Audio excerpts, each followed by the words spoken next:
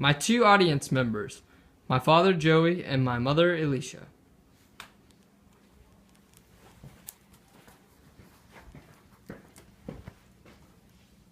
Welcome. My name is Chandler and I will be convincing you why the iPhone is better than the Android. The iPhone is the greatest phone ever created. It is equipped with sound quality and a retina display image that surpasses all other phones. Though the Android is not my favorite, it does compete with the iPhone. It relies on its capability of running multiple tasks at the same time, which most people enjoy. I personally am an iPhone fan though. Android and Apple have had a long-term rivalry in the area of phones.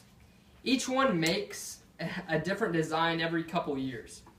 But when it comes to the conclusion of each phone, the Galaxy is not as well equipped as the iPhone. Galaxy is made by Android, and that's the phone that competes against the iPhone. Apple has turned boasting about record-breaking sales into a tradition. 3 days after it debuts a new iPhone, Apple puts on a happy press release. In 2012, the company said iPhone 5 has top sales of 5 million. The year before, Apple sold more than 4 million iPhones. The first weekend and a year before that, it sold only 1.7 million models of the iPhone 4. This is brought to you by HuffingtonPost.com. Many Android users think that the iPhone can't customize settings or rely on the multitasking that the Android can do. But what they don't know is that iOS 7 has been released for the iPhone, and it can pretty much do everything that the Android can do. It has multiple screensavers, widgets, and gadgets, and every time you click on an app, an animation pops up, which creates a better home feel to your phone. Apple made a name for itself when it first released in the world of application. It brought the most memorable coverage to the app world. Even Android users will testify that Apple apps surpass them when it comes to which one is better, and Apple always receives an application before Android. It was in January 2007 that Apple released the first version of the iPhone. This marked a revolution in the global smartphone market. Thanks to the introduction of the first touchscreen interface, since its release, the iPhone has consistently proven itself a dominant player in the market. In 2011, Apple sold 72 million iPhones around the world, which translated to approximately 47 billion US dollars, which made up 40% of Apple's revenue. This is brought to you by Statista.com. The most important thing to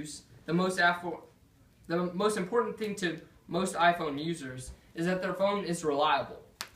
Galaxy users and Android users also depend on reliability. I mean, who doesn't want a reliable phone, right?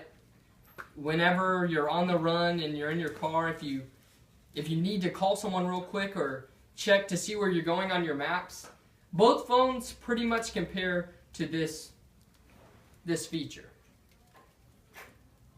The most important thing is that iPhones have an insurance policy. Whenever you buy the phone, you have a year. If the software messes up, you can take it back and get a new one, or they'll replace it or fix it. Android does not have this policy, and this could be a big deal breaker for some buyers.